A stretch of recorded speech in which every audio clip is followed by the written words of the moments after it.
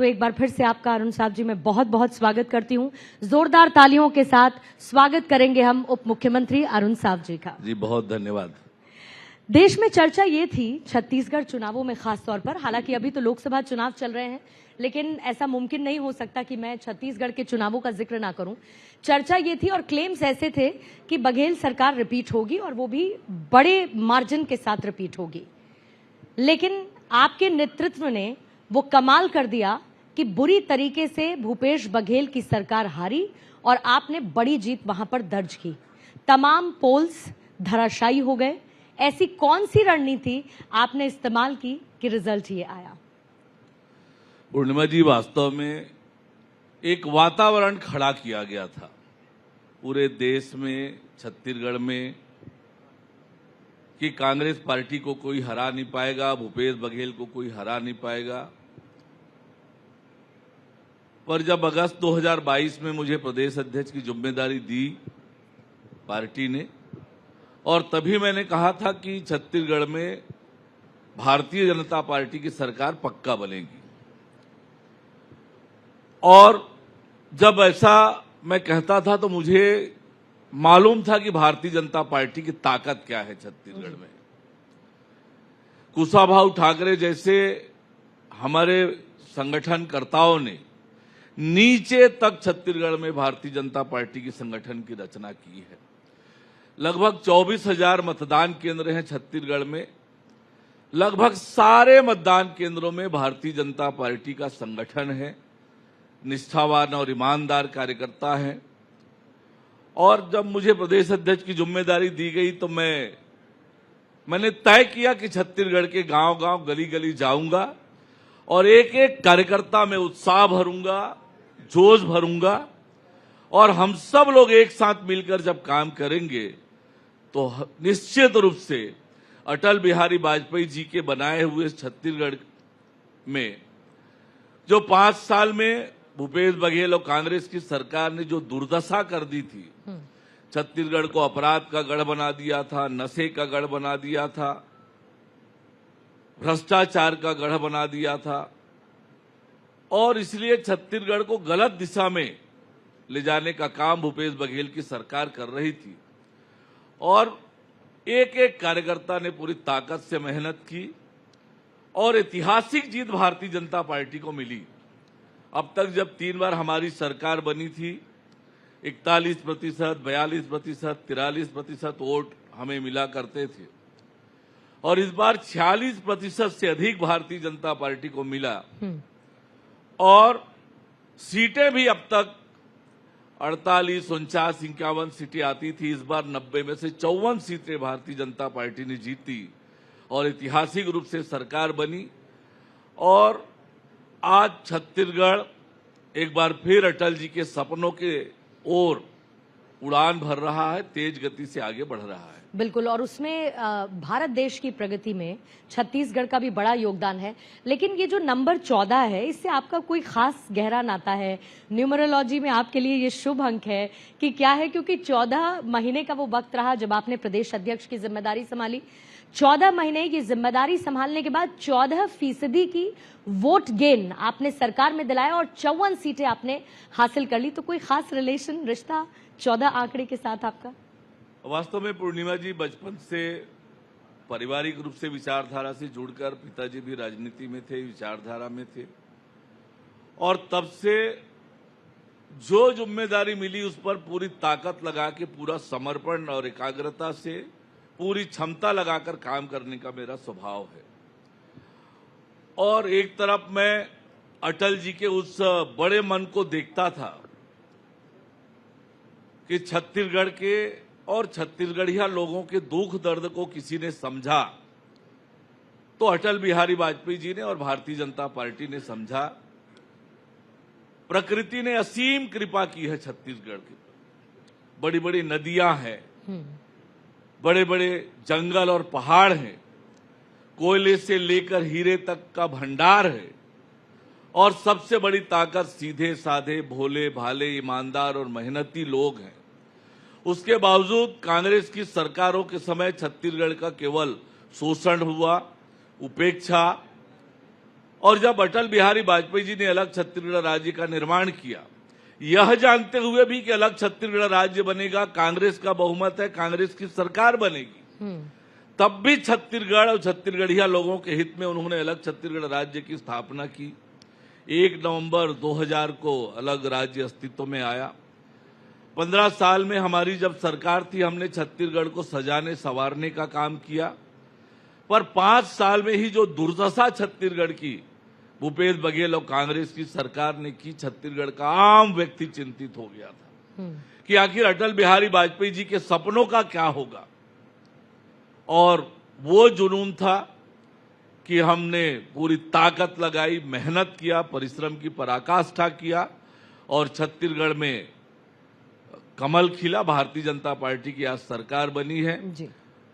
मोदी की एक एक गारंटी को पूरा करने का सिलसिला हमने प्रारंभ किया है और छत्तीसगढ़ एक बार फिर से विकास की ओर आगे बढ़ रहा है। जी, लेकिन आपने कहा कि कांग्रेस की सरकार में कोई काम नहीं हुआ और आपने मेहनत के साथ सरकार बनाई, लेकिन जाहिर है कि नतीजे आपके पक्ष में आए। लेकिन अब उन नतीजों के लिए जो समर्पण भाव आपने दिखाया, यानी कि छत्तीसगढ़ की जनता के लिए आप कुछ काम करना चाहते हैं, तो 4 महीने में आपकी सरकार ने ऐसे क्या काम किए जो छत्तीसगढ़ की जनता को समर्पित रहे? हमारे लिए काम का आधार मोदी की गारंटी, जो घोषणा पत्र हमने जारी किया था। 5 साल में छत्तीसगढ़ के गरीबों के साथ अन्याय कांग्रेस पार्टी की सरकार ने किया। 18 लाख हितग्राही परिवार जिन्हें प्रधानमंत्री आवास मिलना चाहिए था, उन्हें वंचित किया गया। और हमने संकल्प लिया था कि हमारी सरकार बनेगी, सरकार के जो मुखिया बनेंगे, मुख्यमंत्री बनेंगे, मुख्यमंत्री आवास में जाने से पहले उन 18 लाख परिवारों के प्रधानमंत्री आवास की फाइल में दस्तखत करेंगे, उसके बाद ही मुख्यमंत्री निवास में जाएंगे। ये हमारा वादा था, संकल्प था, मोदी की गारंटी थी और हमने वही किया। 13 दिसंबर को शपथ ली, 14 दिसंबर को कैबिनेट की बैठक की और 18 लाख प्रधानमंत्री आवास की स्वीकृति प्रदान कर दी। सरकार बनने के दूसरे दिन पहली बैठक में ही यह निर्णय कर दिया। किसानों के लिए हमने जो वायदे किए थे, तारीख भी बताई थी। 2 साल का पुराना बोनस किसानों का बचा था। कांग्रेस की सरकार ने वादा किया था जन घोषणा पत्र में उसे देने का। 5 साल उनकी सरकार रही, नहीं दिए। हमने कहा था कि हमारी सरकार बनेगी और छत्तीसगढ़ राज्य के निर्माता अटल बिहारी वाजपेयी जी के जन्म दिवस पर किसानों का 2 साल का रुका हुआ बोनस देंगे। सरकार 13 तारीख को बनी, 13 तारीख को शपथ लिया। 25 दिसंबर को, यानी 12 दिन के अंदर जो काम कांग्रेस की सरकार ने 5 साल में नहीं किया, हमने 12 दिन में किया। 12 लाख किसानों के 3,716 करोड़ रुपए उनके खाते में डाल दिया। वैसे भी आप लोग तारीख और आंकड़े बताने में बहुत माहिर हैं। तारीख भी बताते हैं, आंकड़े भी बताते हैं। जब आप दिल से काम करोगे, पूरी शिद्दत से काम करोगे, तो तारीख भी याद रहती है, काम भी याद रहता है और आंकड़े भी याद रहते हैं। अभी इस बार एक और आंकड़ा बड़ी चर्चा में है साय साहब, 400 पार का आंकड़ा है। उस 400 पार पे तो खैर मैं आपसे थोड़ा विस्तार से बात करना चाहूंगी, लेकिन आपने क्योंकि कहा कि छत्तीसगढ़ एक समृद्ध राज्य है, वो हमने भी देखा, लेकिन इसके साथ साथ चुनौतियां हैं। चुनौतियां, एक सबसे बड़ी चुनौती वहां पर नक्सलवाद की रही और हमेशा से रही। बूझमाड़ जैसे इलाके, इसके साथ ही और भी कई इलाके जो नक्सलवाद से ग्रसित है। लेकिन मैनिफेस्टो में आपके एक बड़ा रिफ्लेक्शन नक्सलवाद को खत्म करने के लिए आया। पिछले कुछ वक्त में बड़ी कार्रवाई भी हुई और गृहमंत्री अमित शाह की तरफ से तारीफ भी की गई कि नक्सलवाद को लेकर जो काम हो रहा है। लेकिन 5 साल में कांग्रेस ने दावे तो किए कि हमने नक्सलवाद को खत्म करने के लिए काम किया, लेकिन क्या धरातल पे वैसा था? जब आपको सरकार मिली, पाया आपने वैसा? 4 महीने की उपलब्धियों में 2-3 और बातें आपके सामने रखूंगा ताकि आपके दर्शकों को पता चले। हमने महतारी वंदन योजना मोदी की गारंटी में दी थी कि माताओं बहनों को 1,000 रुपए प्रति महीने देंगे। 10 मार्च को प्रधानमंत्री माननीय नरेंद्र मोदी जी के हाथों 70 लाख माताओं बहनों के खाते में 1,000 रुपए प्रति महीना डालने की शुरुआत हमने की। 3 महीने की 3 किस्त माताओं बहनों के खाते में चला गया। किसानों को हमने कहा था 3100 रुपया क्विंटल में उनकी धान की खरीदी करेंगे और 12 मार्च को 24,50,000 किसानों के खाते में 13,320 करोड़ किसानों को देने का काम किया। देश में ये पहला उदाहरण होगा जब इतनी बड़ी राशि एक साथ किसानों को किसी राज्य सरकार ने दी हो।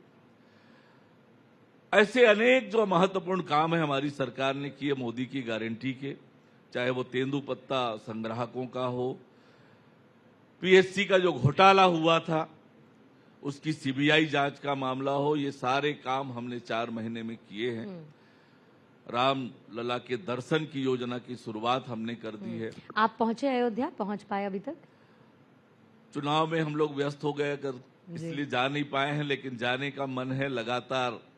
और जैसे ही चुनाव से फ्री होंगे 4 जून मंगलमय हो, इसके मंगलमय होने ही वाला है। इसके लिए भगवान राम का आशीर्वाद मिला है, मंगलमय होने वाला है। और मंगल तो इस देश की जनता का और देश का होना है जी। जो पिछले 10 सालों में शुरुआत हुई है वही आगे बढ़ने वाला है। नक्सलवाद को लेकर जो आपने बात कही, एक समय था जब हमारी सरकार बनी 2003 में, तो सरगुजा के एक बड़े हिस्से में भी नक्सलवाद था, बस्तर के इलाके में। हमारी सरकार के समय सरगुजा के इलाके से नक्सलवाद पूरी तरह से समाप्त कर दिया हमने। और 2018 तक जब हमारी सरकार थी, बस्तर में भी बहुत थोड़े से हिस्से में नक्सलवाद रह गया था, समेट दिया था हमने। लेकिन जैसे ही कांग्रेस की सरकार बनी उसका फिर से विस्तार हुआ और तकरीबन 5 जिलों में वो फैला। और जब फिर हमारी सरकार बनी तो हमने पूरी ताकत से बस्तर को नक्सल मुक्त बनाने का काम प्रारंभ किया है। प्रधानमंत्री माननीय नरेंद्र मोदी जी के मार्गदर्शन में हमारे देश के गृह मंत्री अमित शाह जी, हमारी सरकार मिलकर एक साथ एकजुट होकर इस दिशा में काम कर रहे हैं। पिछले 4 महीनों में बड़ी बड़ी कार्यवाही यहाँ हुई है, बड़ी संख्या में नक्सली मारे गए हैं, गिरफ्तारियां भी हुई है, सरेंडर भी किया है। वास्तव में बस्तर की वो जो धरती है, वहां के लोगों को अच्छी शिक्षा मिले, अच्छा स्वास्थ्य मिले, वहां पर बिजली की व्यवस्था हो, पानी की व्यवस्था हो, सड़क की व्यवस्था हो, इसलिए वहां शांति आवश्यक है। और बस्तर जो हमारा इतना खूबसूरत भूभाग है, पर ये नक्सलवाद के कारण वहां के लोग अभाव में जीते रहे हैं। पर अब लोगों को विश्वास जागा है कि बस्तर भी हमारा बहुत जल्दी नक्सल मुक्त होगा और बस्तर के हमारे आदिवासी बच्चों का अच्छी शिक्षा, अच्छा स्वास्थ्य और वहां विकास की किरण जाएगी। पूर्णिमा जी, मैं बताना चाहता हूं क्योंकि पिछले दिनों एक नक्सलवाद की घटना देखने को मिली, लेकिन इसके साथ साथ एक और मुद्दा जो छाया रहा वो धर्मांतरण का था। चुनावों से पहले भी था सर वो, लेकिन ये वहां पर है एग्जिस्टिंग धर्मांतरण, क्योंकि तबका वैसा है, ज्यादा आयाम नहीं है उनके पास, पैसे का प्रलोभन दिया जाता है, धर्मांतरण होता है। तो ऐसे में वो धर्मांतरण को रोकने के लिए या उसको कंट्रोल करने के लिए सरकार की रणनीति क्या है? पिछले 5 सालों में जब कांग्रेस की सरकार थी, सरकार के संरक्षण में खुली छूट थी सरकार की। और हमने देखा है कि एसपी पत्र लिखकर स्वीकार करते हैं कि धर्मांतरण हो रहा है, डिविजनल कमिश्नर पत्र लिखकर स्वीकार करते हैं कि धर्मांतरण हो रहा है, पर सरकार की ओर से कोई कदम उठाया नहीं गया। और अब जब हमारी सरकार बनी है, हमने पूरी ताकत से धर्मांतरण, अवैध धर्मांतरण रोकने की पूरी ताकत से कार्यवाहियां की है। सरकार हमारी सजग है, धर्मांतरण रोकने के लिए जो भी उपाय हो सकता है हमारी सरकार करने के लिए प्रतिबद्ध है। इससे पहले छत्तीसगढ़ को अगर मैं कुछ सालों पहले की बात करूं तो इमर्जिंग स्टेट ऑफ इंडिया के नाम से उसे जाना जाता था, लेकिन एक बार फिर से छत्तीसगढ़ को पुनः निर्माण के तौर पर कैसे आप उसको आगे बढ़ता हुआ देखना चाहते हैं? आपका विजन क्या है? प्रधानमंत्री जी 2047 की बात करते हैं, लेकिन मैं आपके 5 साल की बात करती हूं कि आप कैसे देखना चाहते हैं उसे? छत्तीसगढ़ जैसे मैंने आपको बताया कि संभावनाओं का गढ़ है। जी। विकास की असीम संभावनाएं छत्तीसगढ़ में है। जैसे मैंने बताया कि बड़े बड़े जंगल हैं, पहाड़ हैं, बड़ी बड़ी नदियां हैं, कोयले से लेकर हीरे तक का भंडार है और प्रदेश में अच्छे उद्योग आए, हमारे नौजवानों को रोजगार मिले, हमारी सरकार अधोसंरचना के विकास की दिशा में तेज गति से काम कर रही है, अच्छी सड़कें बने और शिक्षा की अच्छी व्यवस्था हो, स्वास्थ्य की अच्छी व्यवस्था हो, इसकी पूरी योजना बनाकर हमारी सरकार काम कर रही है और आने वाले समय में उसका परिणाम दिखेगा कि छत्तीसगढ़ विकसित भारत के निर्माण में छत्तीसगढ़ की प्रभावी भूमिका होगी।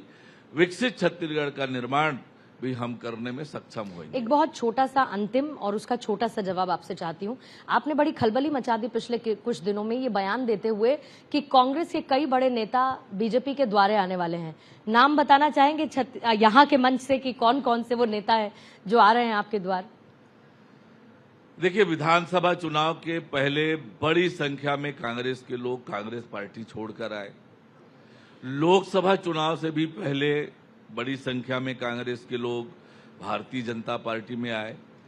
आने वाले समय में नगरीय निकाय के चुनाव होने वाले हैं, तब नीचे स्तर से कांग्रेस के कार्यकर्ता भारतीय जनता पार्टी में आएंगे। वास्तव में आज जो कांग्रेस के हालात हैं, कांग्रेस जिस दिशा में जा रही है और कांग्रेस नेतृत्व विहीन है, कांग्रेस एक परिवार की पार्टी बनकर रही है।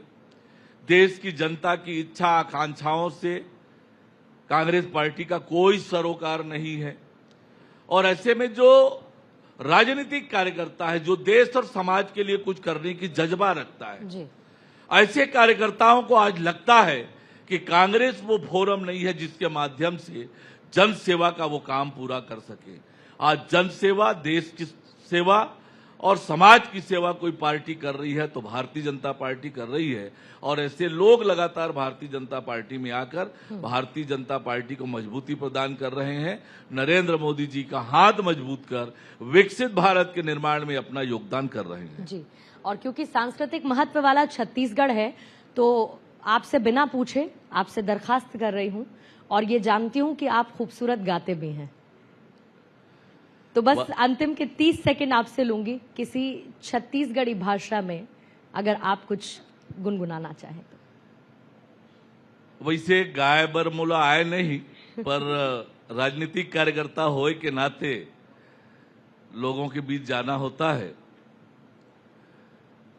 मोर संग चलाओ रे, मोर संग चलाओगा, मोर संग चलाओ रे, मोर संग चलाओगा। गऊ गिरे परे हपटे मन, औ परे डरे मन खे मन, मोर संग चलाओगा, मोर संग चलाओ जी। बहुत बहुत धन्यवाद अरुण साहब जी, बहुत बहुत धन्यवाद। एक बार जोरदार तालियां छत्तीसगढ़ के उप मुख्यमंत्री अरुण साहब हमारे साथ मंच पर भारत 24 के मौजूद रहे। धन्यवाद सर आपका समय देने के लिए। बहुत बहुत धन्यवाद। राम राम, जय जोहार, जय छत्तीसगढ़। राम राम।